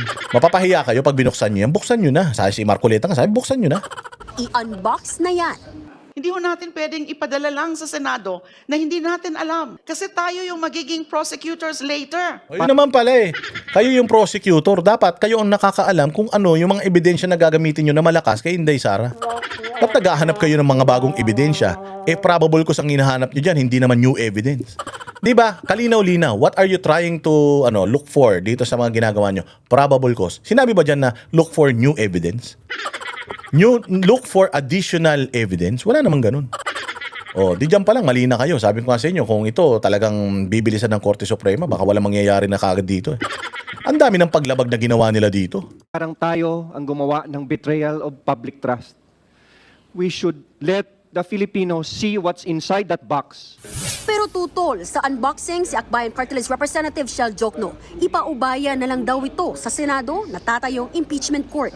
If we are talking about probable cause, para sa akin ay nandyan na ang ebidensya. Sapat na yan. Yun naman pala eh. Sapat na yan. Go na. Ba't hindi nyo pa i-go? Takot yarn. Hirap kayo, alam nyo, hindi lulusot sa Senado yan. Wala na, tapos na, hanggang May 4 na lang. Pagdating ng May 4, wala na. Mangangampanya na si Inday. Lahat ng gagawin ni Inday Sara, pangangampanya na. Wala na, tinodo na nila eh. Paano pa nila ulit sisiraan si Inday? Media? Wala na. Wala nanonood sa media eh. Tapos na to, mga bossing. Tiniis lang natin na marinig etong mga pinagsasasabi ng mga congressman sa mga hearing na yan. But after this Congress fiasco, is circus na ito. Wala na, tapos na. Proceed na ulit tayo sa pangangampanya kay Inday Sara sa 2028. Nakasugat ba ito sa atin? Hindi. Hindi nakasugat to sa atin, mga bossing. Maniwala kayo. Walang kakwenta-kwenta ito. Pagdating kasi nito sa Senate, malulusaw ito. Mag-iiyakan lahat yan. At pang magiging presidente si Inday sa 2028. Si Sagip Party List Representative Paulo Marcoleta na hindi miyembro ng Justice Committee, pabor din sa pagbubukas ng Green Box. Iginiit na dapat ay walang nalalabag na batas sa pagbubukas nito. May binitawan pa nga siyang linya mula sa isang pelikula. At sinabi rin po ni Popoy sa pelikula, I deserve an explanation. I deserve an acceptable reason. Siguraduhin niyo po na kung bubuksan niyo yan, mayroon po kayong acceptable reason na naayon sa batas. Di daw si Popoy nagsabi nun, si Piolo daw. Ano naman, si Piolo, si Popoy, si Vice Ganda, maganda naman yung mensahe niya. Bakit malaking issue sa inyo na nagkamali siya ng kinot na artista? Totoo namang sinabi yan sa mga pelikula, yung salita na yan. Napaka-petty ninyo. Puro kayo kakornihan. Sinabayan lang ni Marcoleta yung kakornihan ninyo eh. Ang killjoy nyo naman. Pero hirit ni Akbayan Party List Representative Percy Sandanya. Hindi po siya kay Popoy, linawin ko lang po. Ito po ay kay Papa P, kay Piolo Pascual. Di tsupain mo. Kung kay Piolo Pascual pala yan, gago ka. Ano naman kung kay Piolo Pascual? It's the same thing. Yung mensahe ang tingnan mo. Bobo talaga tong mga komunista na ito eh. Sa pelikulang Starting Over Again. And I hope that as we decide on this matter, this will not lead us to starting over again. Sa huli, 38 kongresista ang bumoto na wag nang buksan ang BIR box ng mag-asawang Duterte Carpio. Ayon naman sa Defense Counsel ng Bise, hindi naman na raw nila ikinagulat ang desisyon ng House Justice Committee. Hindi na nakakagulat yan. Yung probable cause, noon pa eh. Tangina, ginagawa nyo kaming tanga eh. Nagpropaganda lang kayo dito, nag-trial by publicity lang kayo rito, nag-fishing expedition lang kayo dito. Wala naman kayo napatunayan dito eh. Alam naman na namin una pa lang na tapos na ito. Putang ina, si Bongbong Marcos nga hindi nag-push through eh. Yung kanyang impeachment, yung kay Inday Sara, mas mahina yung mga grounds for impeachment, nag-push through eh. Nagbotohan kayo eh ng probable ng sufficient in substance, form and grounds eh. Tapos putsang ina, nagpapalakpakan kayo ngayon. Alam na namin yan nun pa. Minamadali na nga namin kayo, dali na yan sa Senado. Baka maunahan pa kayo ng Supreme Court. Muli rin nilang iginiit, hindi na ayon sa saligang batas ang ginawang pagdinig ng komite. Muli namang magpupulong ang komite sa Lunes para aprubahan ang committee report at talakayin ang articles of impeachment. Ito ang ipapasa at magbobotohan ng lahat ng kongresista sa plenaryo. Target yang gawin sa May 11. Nagbabalik. Di ba? Walang kakwenta-kwenta. Walang bilang. walang bigat. Walang bigat yung mga yung mga ganyang bali-balita. Pakinggan natin magandang paliwanag ni Attorney Abayon. Ito yung pinakabagong abogado ni Mans Carpio. Kinuha niya ito sa kanyang kaso diyan sa mga taga-Congress. Itong si Abayon. Mahusay kasi ito magpaliwanag eh. Pakinggan natin yung BIR box issue. Sa 2026 impeachment case ni Vice President Sara Duterte as of April 29, 2026 kung saan nagkaroon po ng impeachment hearing yung Committee on Justice House of Representatives. So madami po kasing interesting na bagay na nangyari doon. Unang-una in relation po to this box. Itong nakikita nyo ngayon na color green, and then pangalawa may ginawa pong declaration din or botohan. So i-discuss po natin yon, and then i-discuss ko din po yung mga possible next steps na mangyari sa impeachment case na to. Okay, so yan po ang magiging video natin for today. Okay, so una po, ang interesting na discussion natin dito is yung tungkol nga po dito sa BIR box na to. This is a box po na sinubmit ng BIR sa Committee on Justice noong April 2022 hearing po nila. Pero hindi binuksan ng BIR at binigay po niya yung burden ngayon sa Committee on Justice to determine or to decide for themselves whether or not buksan ba ng committee nila. So in simple terms, ang ginawa po ng BIR, nag-comply sila sa subpoena but he is protecting himself and the BIR from possible liability. So yun, ang galing din, di ba, ng commissioner nila. Very interesting legal strategy kasi he complied nga po with the subpoena. Pero ngayon, the burden or the legal exposure or risk ay nasa Committee on Justice members. Okay? And the reason po, kaya ako nasabing may legal risk or legal exposure, kasi very strict din po yung confidentiality rules in relation to tax returns po or BIR records na taxpayers.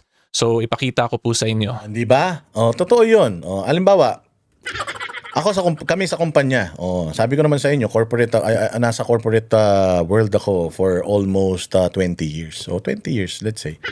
Sa corporate tayo. Siyempre, hindi naman kami pare-parehas ng sweldo. Yung sweldo ko, tsaka yung sweldo ng kasama ko, kahit magkaparehas kami ng job grade, hindi kami parehas. Mas mataas ako, mas mataas siya, mas mababa ako, mas mababa siya. Ganun. So, may confidentiality doon. Bawal na bawal yon sa kumpanya na sasabihin mo kung magkano yung sinisweldo mo. Kasi pwedeng pagsimulan ng problema yan.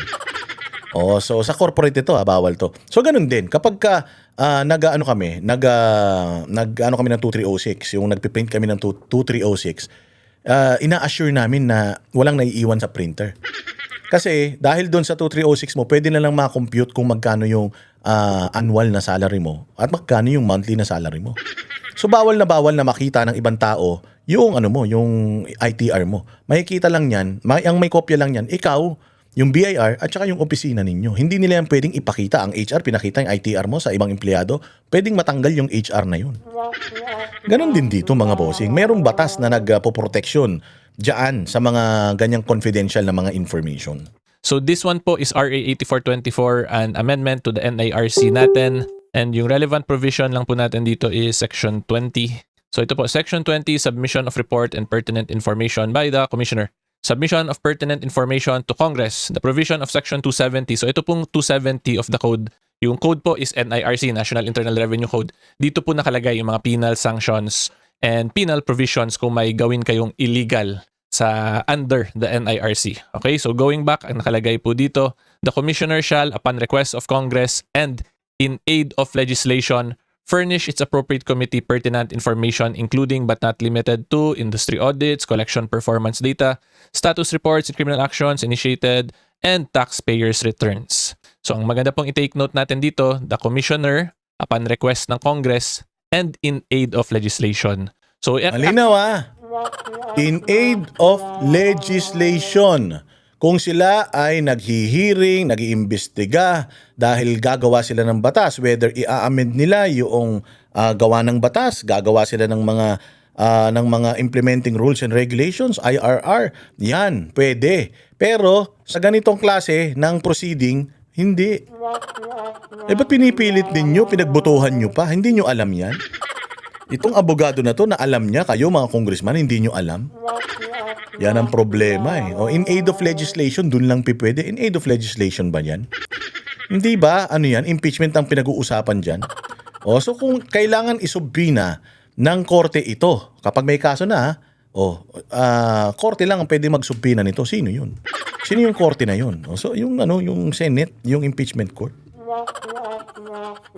Actually, in-explain din po to ng BIR Commissioner dun sa April 22 hearing nila. Pero mas i-further discuss ko lang po para maintindihan nyo talaga. So, nakalagay, in aid of legislation. Diba? And yung subject matter nga nung subpoena na yon is ito naman po, taxpayers' returns. And yung Committee of Congress only when sitting in executive session. So, diba, very specific na Executive session, hindi yan pwedeng i-divulge in public. Yan yung mga, di ba, minsan may mga, may mga witness ba tawag dun? Resource person na delikado yung information na ilalabas nila at kailangang ilabas, sasabihin nila sa executive session ko yun ilalabas, yung hindi sa ganito public. Hindi ba? So yan, malinaw sa mismong batas na executive session, tapos bubuksan nyo ron. Gago ba kayo? Pero sana binuksan nyo para tuloy-tuloy na yung paglabag nyo sa batas. Mas masaya yun. number 1, dapat in aid of legislation. And number 2, in executive session, doon lang pwede i-disclose yung mga tax returns po ng taxpayer natin. So ngayon po, if we apply it to the current situation or setup ng House of Representatives, tatandaan po natin they are performing their impeachment function, yung initiation of impeachment na process. So that is under Article 11 po yan ng Constitution natin. Therefore po, since it is under Article 11, hindi po yan pasok dun sa legislative function nila. It is a sui generis function po nila which is quasi-political and quasi-legal or judicial. Okay, so in very simple terms po, it can be argued na hindi covered sa exemptions itong situation kung saan pwede po mag-divulge or disclose nung tax returns ng mga private individuals. Okay, so yan po ang very interesting na nangyari kasi after this one po, nag-discuss sila dito sa committee and then pinagbotohan nila to tapos yung majority decision ay not to open the box. So ngayon, ang next issue dyan, ano kaya yung main reason talaga kung bakit hindi nila binuksan yung box. Kasi may iba pong mga nag-vote against the opening ngayon who were very firm in their position na i-open yung AMLAC records. Parehas po dapat to sila eh. Hindi lang ito yung confidential, but even the AMLAC records, dapat confidential din po yun. Kasi yung sa Section 8A of the Anti-Money Laundering Act as amended, mas strict pa po yung words na ginamit doon. Shall not in any way or form disclose information received yung AMLAC. Diba? So, very interesting lang kasi dito ngayon bigla sa BIR, may iba nga po na nag-180 at naging yung position nila ngayon ay dapat daw maging cautious na in relation to BIR records. Okay, so yan po ang unang interesting na nangyari. Ngayon po, i-discuss naman natin yung pangalawa, which is ito, yung pag-find ng probable cause ng House panel, which is yung Committee on Justice ng House of Representatives. Okay, so first po, we have to take note, unanimous decision. When you say unanimous, lahat ng nandun po ay nag-vote in favor to declare na may probable cause in the impeachment complaints versus Vice President Sara Duterte. So una-una po ang masasabi ko lang, it is actually expected na magkaka-determination ng probable cause. Kung ako po ang tatanungin ninyo. Tanga na lang. Tanga na lang, hindi mag-i-expect niyan. Bobo na lang hindi mag-expect niyan. Yung mga kasi kahapon kumakain ako sa isang masarap na restaurant dito sa Davao City. Tapos sabi sa akin nung may nakakita sa akin doon na follower natin. Na siya, medyo oldie na siya.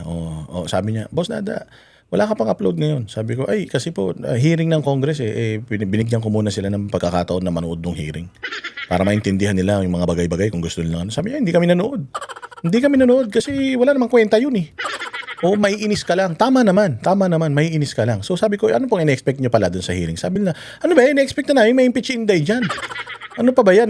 Nagpapagod lang sila dyan. Yun din naman ang pupuntahan yan. So alam na ng tao yun. Alam na ng mga Pilipino na ang kahihinatnan nitong katarantado ang ginagawa na ito ng Kongreso. Wala nang bago dyan. Mga palakpak nila, wala na yan. That's all for show. In-expect na namin to. Actually, we are daring yun. First day nyo pa lang eh. Paghahanap pa lang ng sufficiency in form and substance, in-expect na namin yan.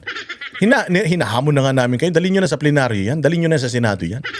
Hindi ba? Kaya lang, wala. So, wala na to. Wala nang kwenta to. Wala nang bearing to. Bukas, hindi na pag-uusapan to. Balik na tayo ulit dun sa flood control scandal.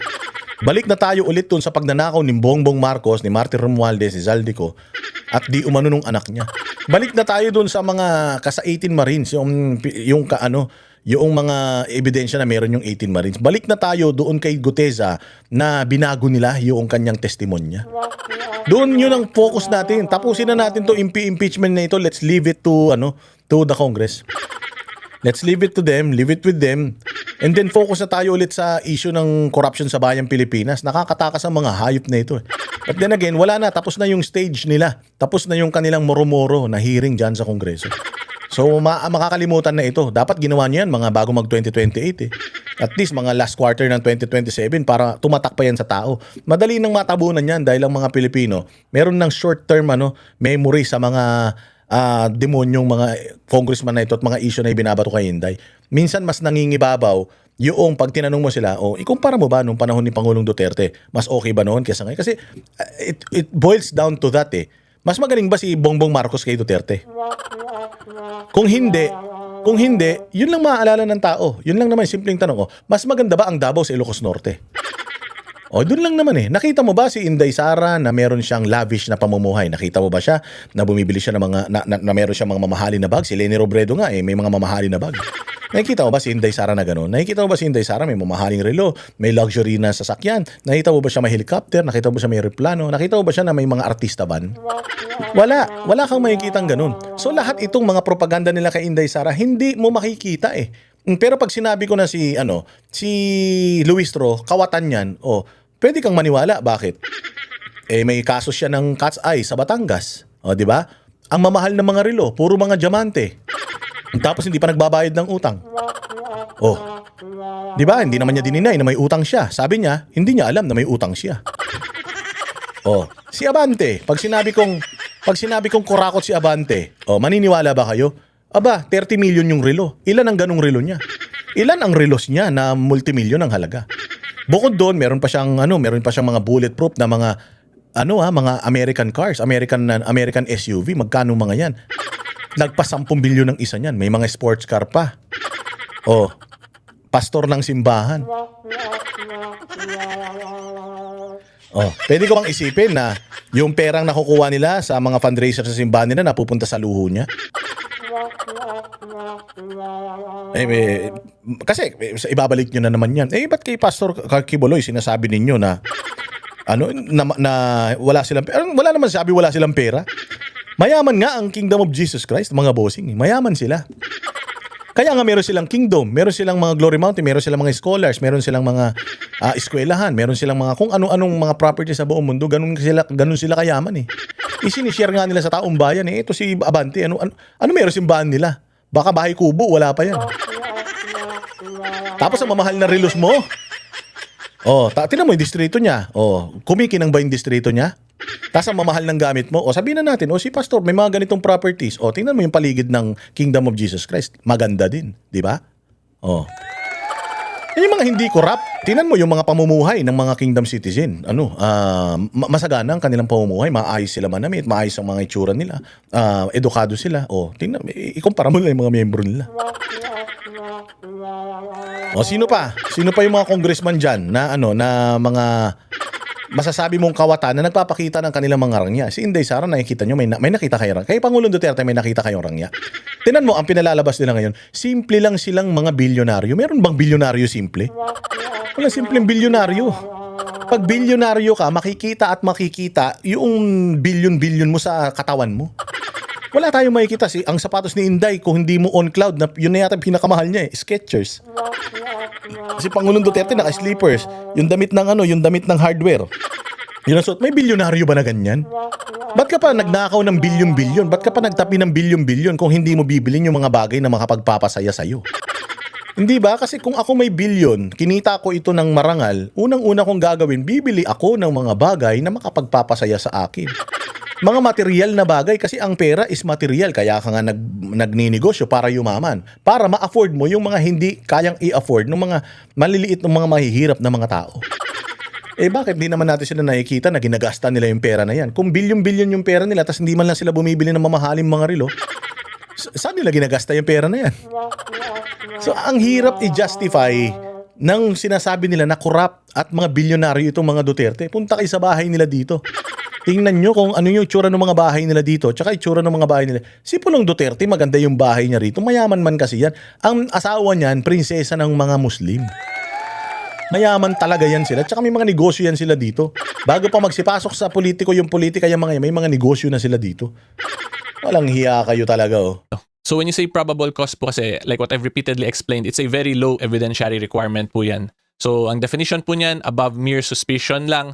So kung yung unang reaction mo ay mukhang may nangyaring krimen at ito yung kriminal, tapos paakyatin mo lang po ng konti, baguhin mo lang konti yung findings mo, sabihin mo, may krimen na nangyari at possibly guilty itong akusado na pinangalanan. That is probable cause. And you can establish that po by checking lang yung facts of the case, plus yung mga evidence na inattach and the testimonies, of course, of witness without the need for any expert witness po, confrontation of evidence. So, yun po. In simple terms, very low evidentiary requirement yan. So, ang pinaka-point ko lang po talaga dito, hindi po ako nagulat na na-find nila na may probable cause. Kasi matagal na pong may sufficient informed naman, ground, substance. So, there pa lang po that should have been sufficient to establish probable cause. Nevertheless, discretion naman po yun ng House of Representatives kung ano yung gagawin nila kasi they have what we call or they enjoy what we call the presumption of regularity. So interesting po to siya kasi may pending pa yan, di ba, na petition for certiorari ngayon si Vice President Sara Duterte. So kung manalo po si VP Sara dun sa Supreme Court case niya, posible lahat itong nangyari sa House of Representatives ay mapawalang bisa once ma-declare as unconstitutional yung pinaka-foundation niya, which is yung subpoena powers po ng House of Representatives. Pero at present, yun nga po, it enjoys presumption of regularity. Okay, so abangan na lang po natin kung ano yung mangyayari sa Supreme Court, whether or not ma-declare ba as unconstitutional like the 2025 impeachment case. So dun, At dahil doon, sa sinabi na yon, pwedeng gamitin ng Senate yan. Pwedeng gamitin ng Senate yan, mga bossing na na para i-delay itong impeachment ni VP Sara na ito. Di ba? So, sabihin lang nila, antayin lang namin yun eh. Meron naman, may Supreme Court appeal eh. So, antayin namin yun. So, mapipressure ang Supreme Court maglabas ngayon ng decision. Diba? So, wala na ito. Sabi ko sa inyo, wala na mangyayari rito. Tsaka, pinakita ko yung video na yung kanina. Kasi para may paintindi sa inyo, gaano katarantado yung mga congressman. Kasi, nilabas nila yung box na yun. In the first place, hindi mo na dapat ilabox yun. Bakit?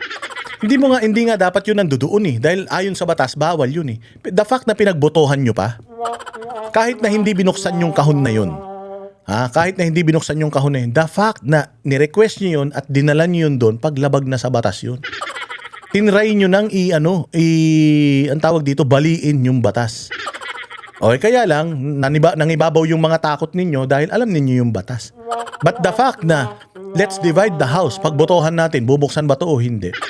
Ibig sabihin, yung mga bumoto na buksan yan, mga walang alam sa batas yan. Anong tawag doon? Committee on Justice na mga walang alam sa batas? Mga bobo? Ito pa isang issue na pantanga. Pakinggan natin. It is very unusual to a Vice President. If you will look at the history of other Vice Presidents, hindi po ganun karami yung security group na. Ngayon, ito, yung security group ni Inday Sara, na 500 daw, tapos kay Lenny, 50 lang. Question, trabaho ba ng NBI yan? Trabaho ba ng NBI yan? Ang nagbibigay ng security kay VP Sara, military at saka police. Ba't pinakikialaman mo matibag? Di mo na trabaho, pinakikialaman mo pa. Tsaka hindi mo ba naiintindihan? Kaya madaming bodyguard si Inday Sara compared kay Lenny Robredo. Si Lenny Robredo wala namang ginagawa yan. Tanga yan eh. Inutil yan, bopol yan. Kahit nagbubus nga yan, wala kang may interest sa kanya. Walang kikidnap dyan. Pag kinidnap mo yan, putang ina, wala kang mahihita. Wala kang mahihita. Wala namang kalaban na corrupt yan. Wala namang kalaban na drug lord yan. Wala namang kalaban na addict yan. Wala namang kalaban na NPA yan. Si Inday Sara, kailangan niya yan ng ganyang karami na security. Bakit? Sino bang kalaban ng mga Duterte? Kalaban ng mga Duterte, lahat ng kriminal sa Pilipinas, lahat ng magnanakaw sa Pilipinas, lahat ng mga kurakot sa Pilipinas, lahat ng mga komunista sa Pilipinas, Abu Sayyaf, terorista, lahat, name it. Yan ang kalaban nila. So, kailangan, madami talaga siyang security kasi in terms of threat sa buhay, mas may threat sa buhay ni Inday Sara kaysa kay Lenny Robredo. Wala namang kwentang tao yun si Lenny Robredo. Kaya nga natalo nung eleksyon yan at naging mayor na lang ng Naga yan eh. Kasi wala namang may interest sa kanya kundi yung mga constituents niya. Hindi naman siya lumaban sa insurhensya. Hindi naman siya lumaban sa mga kriminal at drug lord. So yun palang, palpak ka na matibag eh. Abogado ka, NBI director, tas hindi mo naiintindihan yan. Ikaw nga eh. Ikaw nga, NBI director ka. Pag nagpupunta kayo sa isang operation, gaano kayo karami? Ang dami-dami nyo, kina-question ba namin yun? Gaano karami ang security mo ngayon? Yung asawa mo na congresswoman, na sabi nila may mga anomalya din, gaano karami yung kanyang mga security? Bakit may security pa yung asawa mo, congresswoman lang naman yan? May ginagawa ba siyang mali sa distrito niya kaya kailangan marami siyang bodyguard? Alam mo naman yan, Diyos ko po. So papalabasin nyo lang na overkill yung dami ng bodyguard ni Inday. Naiintindihan ng taong bayan yan. Why? Bakit? Sobrang tindi ng threat, hindi lang sa buhay ni Inday, pati sa politika. Mantakin mo lahat kayo nagsama-sama para pabagsakin lang siya. Oo, hindi kayang ipagtanggol si Inday Sara ng 50 or 500 na mga security niya mula sa inyo. Tinitiran nyo nga siya eh. Wala siyang ginagawang masama sa inyo. Ina-assassinate nyo nga yung karakter niya eh. Yung pa kayang siya mismo. Ilan kayong congressman ang gustong matanggal sa posisyon noong nakaraang administrasyon, 19th Congress, ilang congressman ang pumirma nun? Close to 300 na congressman ang pumirma para ma-impeach siya. Oh, threat na yun. Threat na yun sa kanya. Threat na yun sa kanyang politika. Threat na yun sa kanyang posisyon. Eh, yung posisyon nga niya, gusto niyong patayin siya pa kaya. Diba? O, so kulang pa yan. Dapat nga yan, 50,000 yan eh.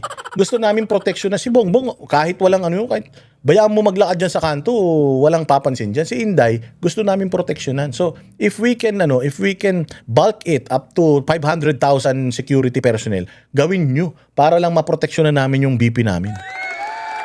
Maproteksyonan namin yung future president namin. Nakabantay po sa kanila. When you say hindi po ganito karami, can you give us an idea how many security? Nung puta, patay mali siya pa si Luistro. Ulul, ilan ang security mo, Luistro? Takinan nyo. Si Zaldi ko nga, mahigit 100, 150 na Marines pa yan ha, Marines. Taga-deliver lang niya ng pera. Pucha, ito 500, nagtataka kayo. Vice President pa yan. Tapos patay mali siya naman to si Luistro. Kunya, can you explain? Ulul, alam nyo na yan eh. Does the Vice President have in comparison with those Well, who serve as Vice Presidents? I'm not sure what is the number, but during the time of Vice President Lenny, I think... Hindi ka pala sure eh. Hindi ka pala sure, salita ka ng salita. Ang matibag na to. Sabi ko ang dami namang NBI director. Ito yung pinaka-epal. Parang si Abalos din eh, pa-interview ng pa-interview. Diyos me, yun, di na kayo magtrabaho. It's not even more than 30, pero dito po hundreds po yung security na tinayo po nila. You are saying that during the time of Mayor Lenny, Vice Lenny, around 30. That is And my recollection po. during the time of VP Sara, how many? Hundreds po ngayon yan eh, yung na-identify dyan eh. By hundreds? Is it 100, 200? More than this, I think it's ranging from 500 po. Nagbawas na lang po 500? yan eh. Makikita nyo naman po yan, di ba, dun sa paggasta dun sa confidential fund na mention po yan eh. So this is 30 versus 500? Is that what you're saying, Director Matibag? So this is unusual po. It's not... Is it illegal? Is it illegal? Is it an impeachable offense? Kasi yan yung sinasabi natin na nagpo-propaganda na lang kayo. Oo, kasi hindi naman impeachable offense yan. Wala naman sinabi against the law yan. Dapat yun ang tinatanong mo, Luistro, is it against the law to have 500 security? Is it an impeachable offense? Kasi ang impeachment ang pinag-uusapan dito, ba't puro chismisan ang ginagawa ninyo?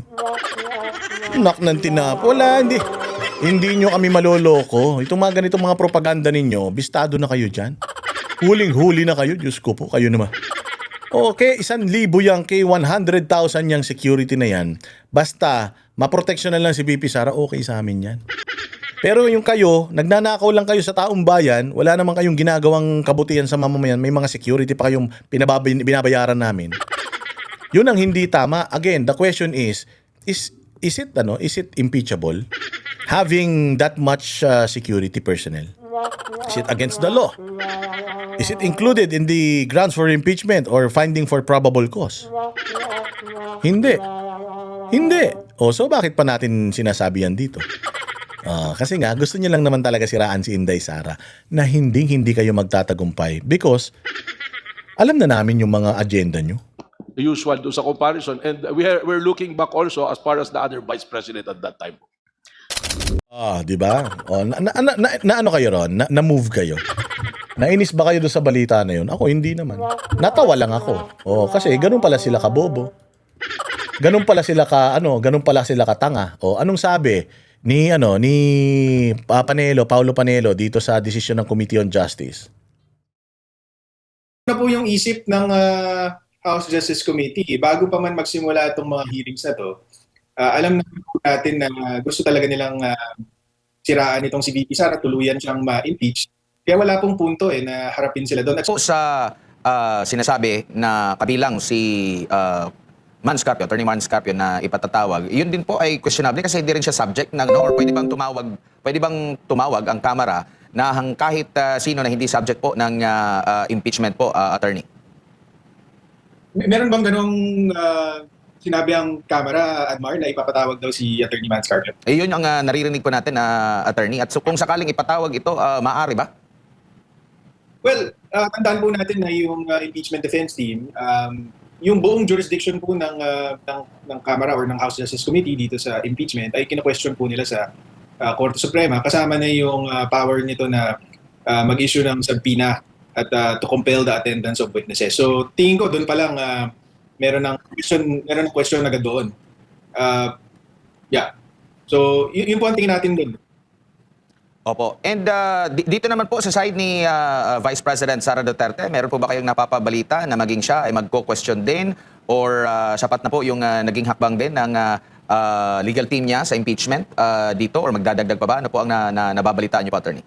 Hindi, pinag-aaralan namin sa ngayon kung ano yung mga pwedeng actions to be taken by the Vice President. Tapos kapag tapos na kaming pag-aaralan to, magre-recommenda kami. Tapos kasama na nga dito, inaaral namin itong violation ng Anti-Money Laundering Act dahil so far, sa pag-aaral namin, mukhang walang exception talaga dito. At i-reiterate ko lang yung sinabi ko kanina, nung una hindi ko masyadong maintindihan kung bakit, kunyari may exception ng bank secrecy law, for example. Pero itong Anti-Money Laundering Act, walang exception. Pero ngayon, dito sa konteksto ng impeachment at doon sa hearing last Wednesday, nakita ko na po yung kahalagahan kung bakit walang exception para dito sa Anti-Money Laundering Council reports or information. Kasi nakita po natin na mapanlin lang talaga kapag ang ginamit na batayan para mag-imbestiga or para may patunayan ng quote-unquote unexplained wealth, napapanlin lang po gamitin kung mga covered transaction reports at suspicion transaction reports. In fact, so napaliwanag ko na po yung covered transaction reports kanina. Doon naman sa suspicious transaction reports, kung hindi po tayo nagkakamali, sinabi na po ni Attorney Michael Poa doon sa press briefing nila noong Huwebes na kaya lang nagkaroon ng suspicious transaction reports ay dahil dito sa mga Quadcom hearings, dito sa mga hearings ng Kongreso tungkol sa confidential funds. Yun po yung meron kasing balita na ang isang government official ay involved in anomalies or corruption. Kailangan pong i-report ng bangko lahat po ng transaction ng government official na yan. So, kaya po nagkaroon ng suspicious transaction report batay doon sa briefing ni Attorney Poa is because nagkaroon nitong mga Quadcom hearing on confidential funds. So in other words, gawa-gawa din po lang ng mga kalaban sa politika ni VP Sara yung basis kung bakit napilitan itong mga bangko na mag-report ng suspicious transaction report. Hindi po dahil may illegal activity na ginawa doon sa transaction or mukhang kahinala yung transaction, kundi dahil napabalita na itong si VP Sara ay involved dito sa pagnakaw di umano ng confidential funds. So in other words, gawa-gawa lang din po yung mga patayan. Opo, Attorney, sa inyo pong paniniwala at opinion, ano po kaya ang dahilan kung bakit hindi na lang dumulog sa korte ito sila para masaklaw na, di ba? Sa utos lang naman ng korte, maaring ilabas itong transaksyon na ito. Ito'y dahil ba sa tingin ninyo mahina yung kanilang mga argumento at hindi tatanggapin ng korte? Kaya dito na lang sa impeachment proceeding nila sinisingit, Attorney? Tingin ko, kaya nila dinaan dyan sa House Justice Committee dahil kontrolado nila yung House Justice Committee. Kaya nilang palabasin dyan kung anong gusto nilang palabasin. Yung naratibo na gusto nila, malalabas nila dyan sa House Justice Committee. Sa korte, hindi po papasa yun. Diba? So, alam na natin to. Sa Justice Committee, pagka dyan mo dinala, sila yung magkocontrol. Tanong nila, yung sagot na gusto nilang palabasin, yun lang yung yun lang yung itatanong nila. Lahat yan, puros politika na paninira kay VP Sara at baka sakali makakumbinsi sila ng mga Pilipino na mawalan ng tiwala sa mga Duterte. Yun lang talaga yan. But sabi ko nga sa inyo, walang forever. Hindi forever merong mga ganitong klase ng pagdinig. Hindi forever yan. Matatapos yan. Ayun na nga, natapos na. After 3 hearings, tapos sa May 4, i-deliberate na nila. Panibagong propaganda na naman yan. But anyways, that's the last of it. That's it. Wala na yun. Puros mga testimonials, puros mga speeches na lang ang gagawin nila dyan sa Senado. Whether, bakit sila boboto, bakit hindi. Then after that, mga bossing, 1 day, 2 days, 3 days, lahat ng mga sasabihin nila dyan against kay Inday Sara, makakalimutan na yan. Why? Kasi yung paghihirap ng mga Pilipino nandyan pa rin. Yung corruption nandyan pa rin. Yung insurhensya nandyan pa rin. Yung pagnanakaw nandyan pa rin. So, mababalik ulit dun yung focus ng tao, mawawala kay Inday Sara because wala naman ninakaw talaga si Inday. Kung meron man silang figures na ginagamit para sabihin na ninlustay ni Inday Sara compared sa ninakaw nila at inilalabas ng ibang mga testigo, sila mismo naglalaglagan o di ba? May impeachment na ganito, biglang nilalaglag ni Romualdez si Bongbong. Tapos biglang magsasalita si Bongbong, langit mismo ang sa kanya, magbablock sa kanya. Kumbaga lahat ng mga ginagawa nila ngayon, sumasablay na. Bumabalik sa mga mukha nila. At yung mga ginawa nila noon, kusa isa-isa nang lumalabas ngayon para mga zombie na bubuhay. So ano ngayon, yung tao doon magfo-focus. Itong ginawa ng Congress na to, wala na yan. Yung ginawa ng Congress ng Quadcom, naaalala nyo pa? Hindi na. Mga bobo sila Kung gagawa ka ng propaganda, kailangan gagawin mo yan, malapit na yan sa finish line. Sa 2027 mo na sana ginawa yan para at kahit paano tumatak sa tao. Pero meron pang 1-2 taon na ipagtatanggol consistently mula simula hanggang dulo si Inday Sara Duterte. Si Pangulong Duterte nandoon pa.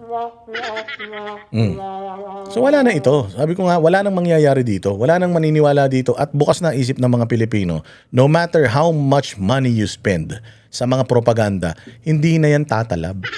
Wala na, hindi na tatalab yan.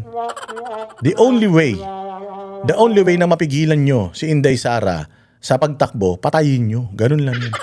Wala nang ibang paraan. Kung hindi nyo naman kayang gawin yan dahil that is the most stupid na gagawin ninyo sa inyong mga buhay, manahimik na lang kayo. Antayin nyo na lang na kusang mamatay ang mga karir ninyo sa politika. Kontrolado ng judge. Kaya, hindi po nila dinaan sa tamang proseso. At ang isa pa dyan is yung proceeding sa korte, hindi naman yan po isinasa publiko. Kaya hindi nila magagampanan yung pakay nila, hindi nila magagawa yung pakay nila na siraan si VP Sara kung nasa korte. Opo, yung sinasabi pa ng mga kritiko ng Pangalawang Pangulo, Attorney, sa halip na mag-file ng kaso, dapat sagutin na lang para matigil na at linawin na punto por punto daw. Magagawa naman po yun ni VP Sara sa Senado. Wala naman pong problema doon. Kasi sarado na po yung isip ng House Justice Committee. Bago pa man magsimula itong mga hearings na to, alam natin na gusto talaga nilang siraan itong si VP Sara, tuluyan siyang ma-impeach. Kaya wala pong punto na harapin sila doon. At saka, maganda yung punto na sinabi ni Attorney Powa nung isang gabi sa isang interview niya sa isang ibang station. Hindi rin po sila binibigyan ng mga dokumento na pre-presenta sa House Justice Committee bago ito ilabas doon sa mga hearing. So kahit na doon pa lang illegal na.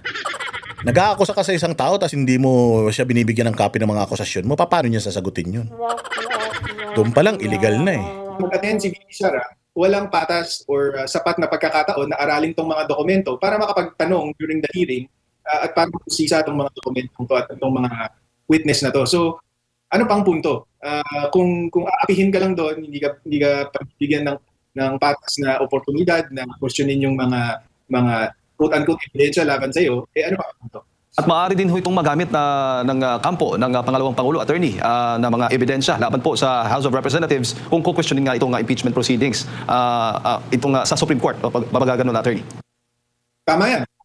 So sana yung mga petitioner na nag-file ng petitions for certiorari and prohibition, sinusubaybayan nila yung impeachment proceedings para madagdagan nila yung mga basehan kung bakit unconstitutional itong ginagawa ng Kongreso. Ayun, alam mo maganda rito mga bossing. Nagsampa ng demanda diyan nagsampa ng petisyon diyan sa Supreme Court. And I just hope na yung Supreme Court will act on it act accordingly and swiftly. Kasi importante sa mga Pilipino yan para at least magkaroon ng dagdag na protection laban kay VP Sara. Hindi naman nila kayang patunayan lahat yan. And considering, ganun din naman, gagastos pa mga Pilipino dyan sa impeachment na yan, patayin na natin kagad kasi alam naman natin na these are all political. Dali na lang natin sa eleksyon. Doon na tayo maglaban-laban. Kayong mga tatanga-tanga mga congressman, ikampanya nyo na lang kung sino yung gusto nyong kandidato para sa 2028. Doon na lang tayo magkita-kita, pagalingan tayo sa pagkampanya. Putangin na ninyo. Ngayon pa lang, simulan na natin yung pangangampanya. Gusto ninyo Pagalingan tayo. Kung sino yung talagang magaling magkampanya ng mga kandidato. Talunin nyo si Inday Sara sa normal na paraan, hindi sa dayaan. Talunin nyo siya sa eleksyon sa 2028, hindi nyo siya pipigilan na na magkaroon ng pagkakataon para makatakbo sa posisyon na gusto ng mga Pilipino para sa kanya. Ha? Hinahamon namin kayo. O, hinahamon namin kayo. Mga kandidato na ngayon, mga kampanya na kayo. Kung sino gusto niyo ikampanya nyo na. O, hindi nyo kayang talunin si Inday Sara sa 2020, kaya dito ninyo dinadaan sa trial by publicity. Pero hindi rin kayo mananalo. Never kayo nanalo. O, kasi kakalabas lang ng survey ni Inday Sara. O, mataas pa rin siya. Siya pa rin ang pinakamataas.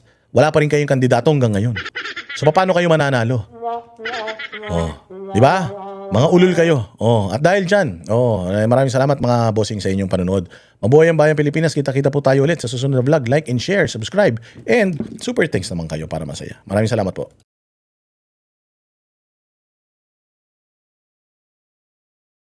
Kami ang boses ng masa, hindi natatakot. Katotohanan lang, di kami nalulunod. Walang bahid ng sismis, lahat ay totoo. Kahit sino ka pa, pag mali ka babanatan ka. Walang pinipili kulay, wala kaming kinikilingan. Basta para sa bayan, kami lalaban. Pag tama palakpakan, pag mali banatan. Di matitinag, di matatakot, para sa bayan tuloy ang sigaw. Sa harap ng kamera, walang halong takot.